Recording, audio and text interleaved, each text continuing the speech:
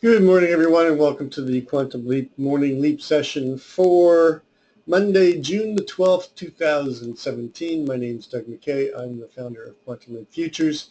Each morning we get together in these live go-to sessions to take a look at the market, macro, micro, take a look at the structure of the market, and then we drill down to our trade levels, our targets, and our hypotheses for the day.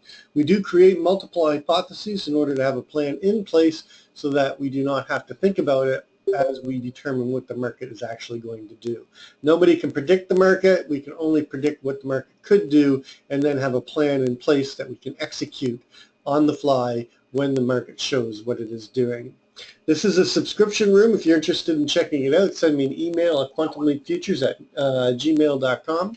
I just want to make a point here. I got an email over the weekend from a site called Guru Leaks, and they're a person on Twitter or whatever, or after all of these education Twitter feeds and trying to expose them.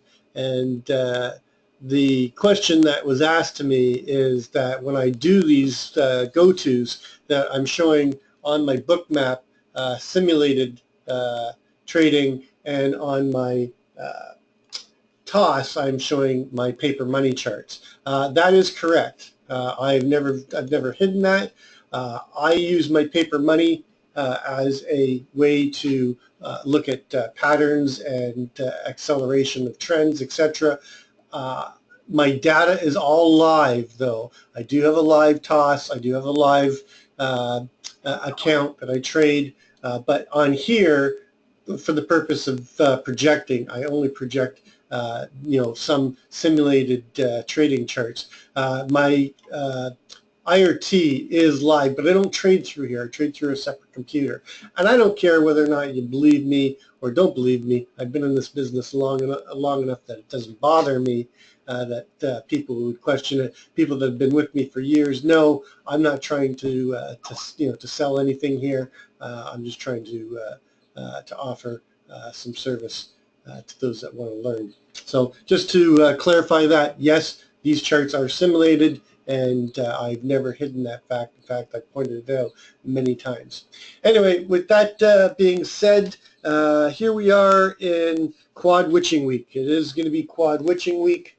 This is when options expire, third Friday of the month, and also this time we get the indice futures rolling over as well. Well, they've already rolled, but the June contract will end. So it offers some volatility. In terms of news, today there's not a lot of news, at least not scheduled, but we do have a rather full-packed week, so let's just go through it really quickly. Tuesday, we have we have PPI month over month. We have core PPI. We've got the 30-year bond auction. But of course, the big day this week is going to be Wednesday. Wednesday, we have CPI. We have core CPI. We've got core retail sales. We've got business inventories. We've got crude. And then, of course, it is a FOMC statement and Fed funds, and this one is one that there will be a press conference with Yellen. So this is going to be the big day this week.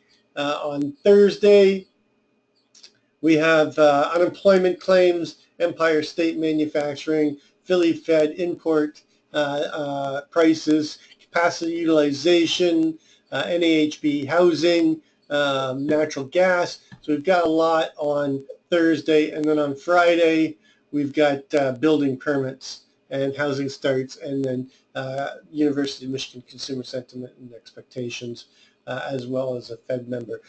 Everybody is anticipating a rate increase this month, so I think it's going to be baked in pretty much. The other thing that we want to talk about this morning, just really briefly, is the commitment of trader report. Again, I do not think the upside is completely done yet. Usually when we get a major turn in the market, you're going to see the large spec and the commercial both net negative, with the retail net positive, and that is not happen yet. It's going to look more like this right here, whereas both uh,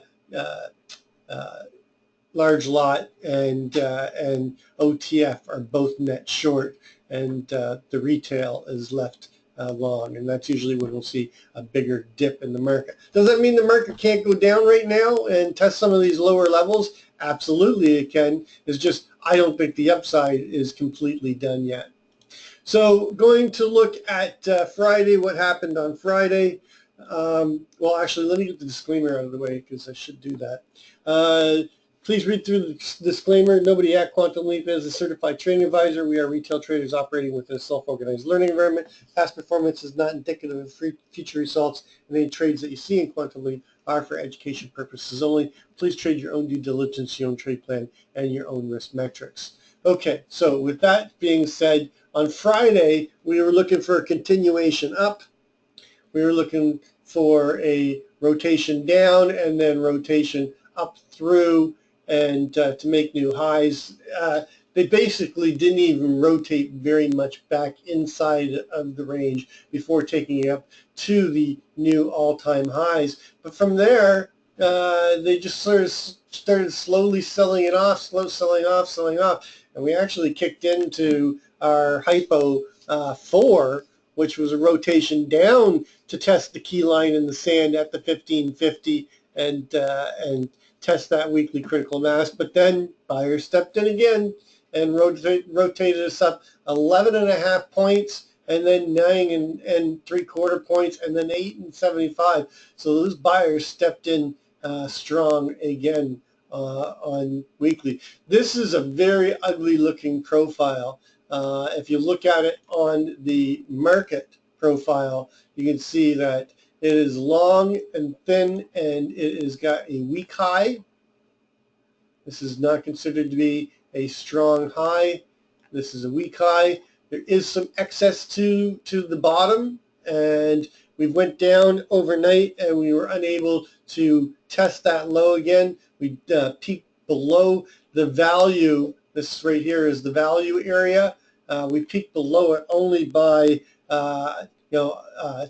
3 ticks, and then we've rotated back up into the thick part of the body. This tells me that the buyer's not done. But what it tells me is there's going to be some wide rotations. We've had this value inside of value. This was almost a bearish engulfing day, but the body is not big enough to consider it as a classic bearish engulfing. But it is showing that we are seeing some opposing force coming in, which is the bears, the sellers coming in.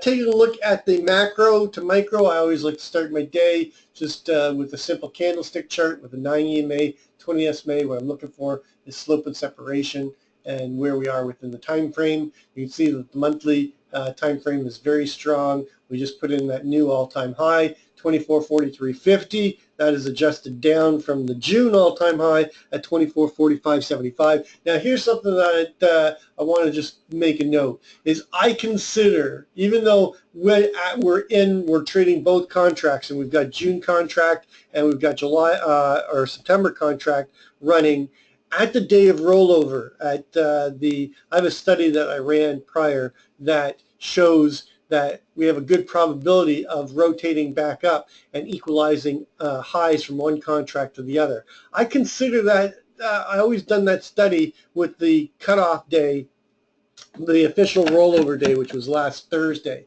The fact that we went up and we adjusted that all-time high this week, okay, and took out the unadjusted all-time high at 39.75 at the time and put in a new all-time high, that pushes the June contract up too. So we have this 45.75 high that is still in the June contract, and somebody was asking me, well, don't you take that into account? No, I don't, because I consider that as the roll is going on and that equalization is happening, okay, it's pushing, and I consider the contract to be dead. Now, I have never done a study on new highs put in on rollover week. So that I have to think about. So I'm going to be watching to see how this new all-time high during rollover week on the June contract at 45.75 plays out. So something that I'm hoping to run a study on sometime in the near future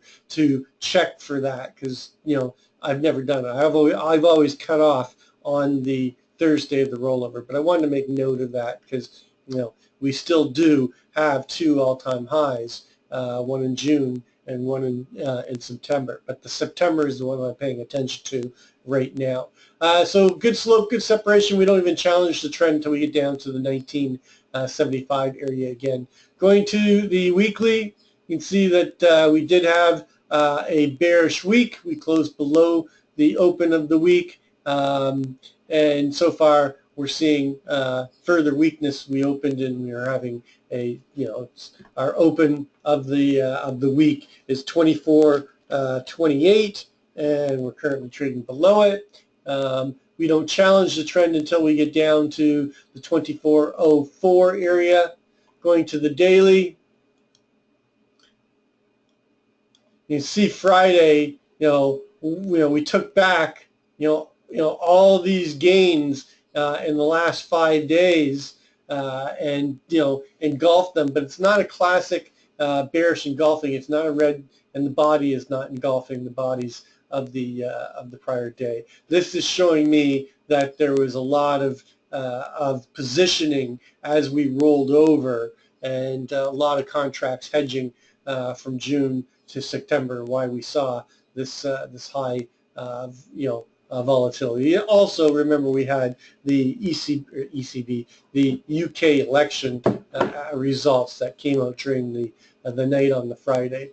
So far, today we're negative and we're below the 9 and the 20, so we are seeing some weakness on the daily. As we move down to the 4 hour, you can see that the trend is accelerating to the downside.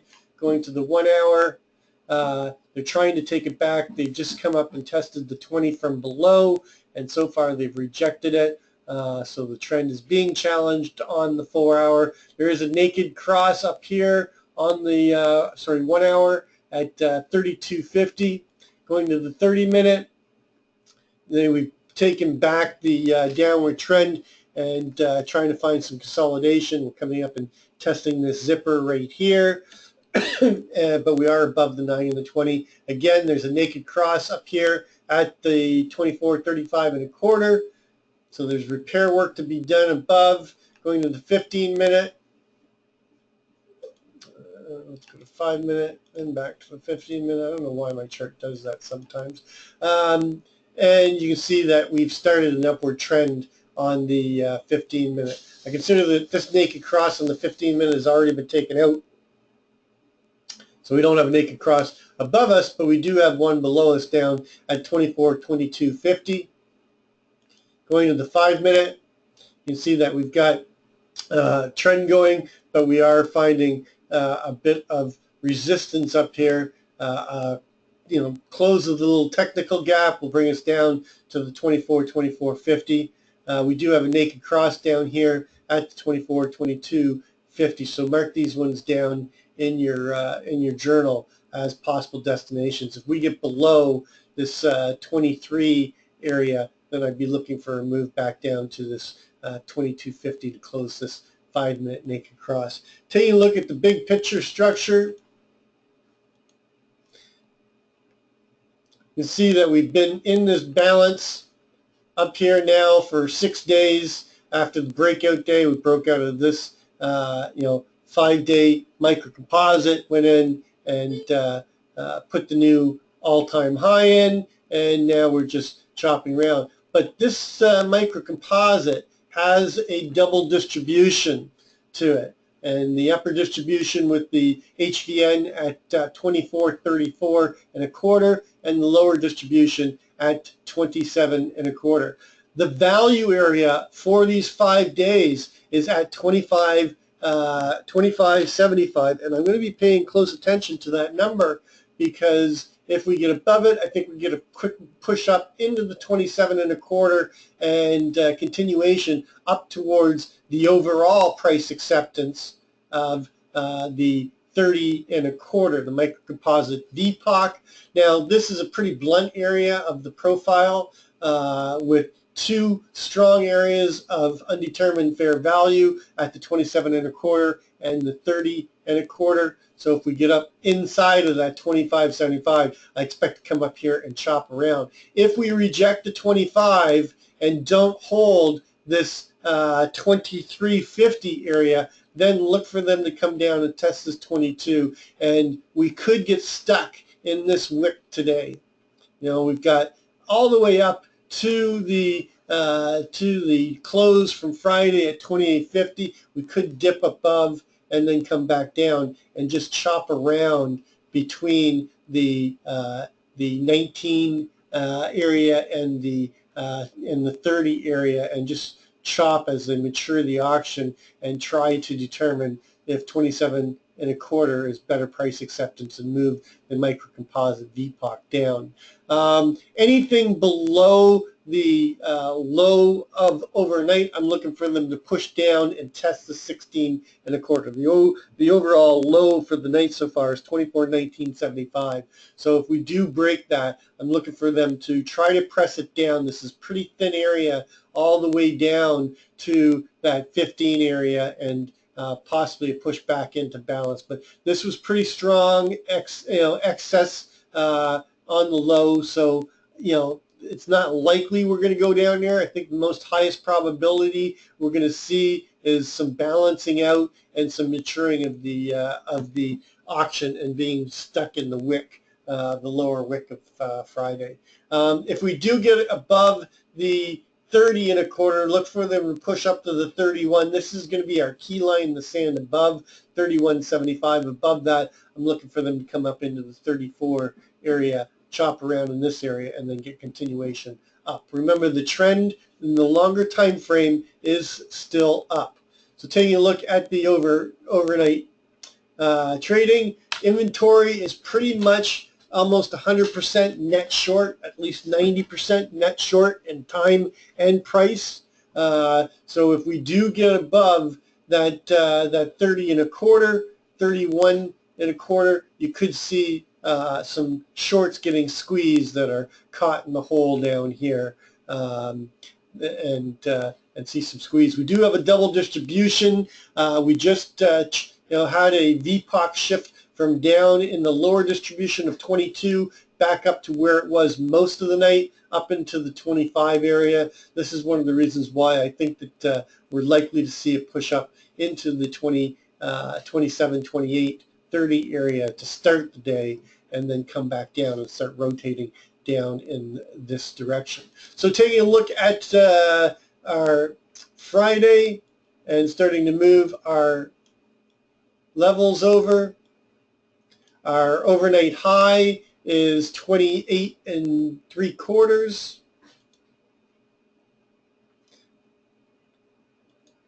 Our overnight low is 19.75. Our 20-period full session average true range is running at 15.9. So off of the low overnight, our upside daily ATR target is up here at 35.75, and our downside ATR target is down here at 12.75. So we've got range capabilities to chop within that area. We do have an LVN right here at 23.75. It is just right at the HVN of this distribution zone right here. I'm going to be using that. I don't usually use HVMs as entry levels, but I like this because if we hold it, we're likely to come up and take out that naked VPOC and the overnight high. It is the low volume node for the overnight distribution. Below it, I'll be targeting that 22.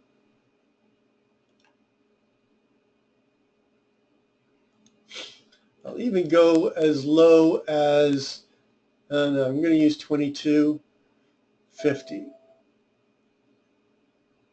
No, I'm going to use 22. I'll use judgment call on that. And then in terms of information, that's about all the information that the overnight is going to give us. Do note that the overall level, okay, of the overnight session is completely inside of the value area. More importantly, whoops, it's inside of this value area, but it's below the last 3 RTH sessions. We came up into the value area of these 3 sessions. We had that overlapping value, and we rejected it overnight. So if we can get back inside of those value areas and hold, okay, and get back above the what was it? Basically the 2750, then we could take a trip through value and get an 80% destination trade based on those last 3 days. So look at those 3 days of value area overlapping. Maybe Marvin can even put a chart in the, it's probably going to be clearly shown on the weekly value area if he can put a chart in the room for us today of that weekly value. Above that, it's all about that 31 and a quarter, 31.75, and if we get above it, targeting the 34.50, 34.50 or 34 and a quarter, 34 and a quarter, and then our daily upside ATR and our upper side of range. Our sort of upper side of value is up at the 36 area, so above 36. Then I'd be looking for a test of the VPOC, which was pretty much there most of the day, up in the 41.75 and got stolen into the close, and then above the all-time high, targeting that 45.75. And how high we go, don't know. I haven't looked at the weekly ATRs, so this is not correct. I'm just going to put that out of the way. Don't bother looking at the weekly ATRs until I get into Wednesday area. To the low side, we got to pay attention to that 19 low for a target of the 16. I don't need this anymore, so let me get rid of that. Expand that out. Of the 1675. And then below that, targeting Friday's low at 1250, and that naked VPOC at 09. 04, 04 is going to shift up to 0750. And then, of course, we've got the 2400. Actually, I'm going to use 2401.75 and a push down, and we have naked close and naked VPOC. So what is my hypothesis? Well, we're going to be opening up right now just below the 5-day or 6-day value area. So I'll be looking for a open auction in range, in value. I'll be looking for a move up into the 27 and a quarter area, possibly push through to the 30 and a quarter, take out the overnight high, and then I'm looking for responsive sellers to step in here, rotate us down, and basically chop between the 1275 area and the 27 area, and just go sideways as we mature the auction probably around the 27 or around the 2250, one of the two. Right now it looks to be the 2250. Hypo 2 is a open auction in range, a move down to take out the overnight low, push through to the 16 and a quarter, and then come up and chop between the 27 and the 31.75 and go sideways. I'm expecting sideways action today with not a lot of range expansion.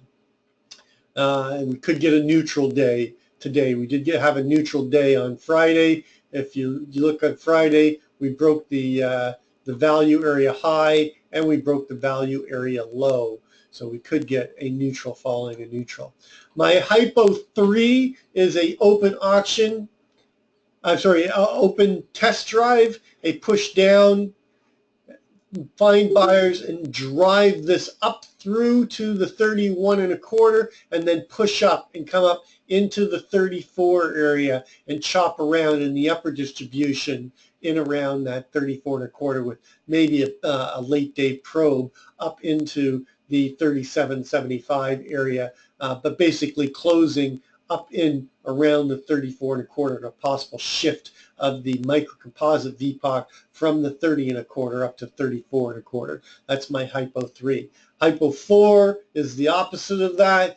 Failure to get above the 31, find responsive sellers, initiative sellers, rotate us down towards the 19 area, chop between the 19 and the 16 and get failure and come back down into the balance that we broke out of 2 Thursdays ago, back down here in the 11.25 area.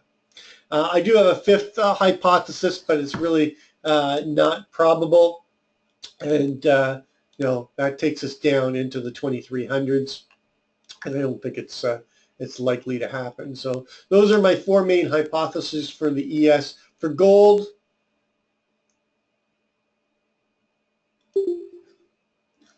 we've got some weakness that has come in, and we're chopping right now between the 65 and the 69. The 69.70 area is very strong balance right now. You can see that we had this prior microcomposite at 68.70, and then we found balance around there again at the 69.6, and our 3-day microcomposite is right there as well. So that is chopping, and the sellers are not allowing us to get back and hold above that.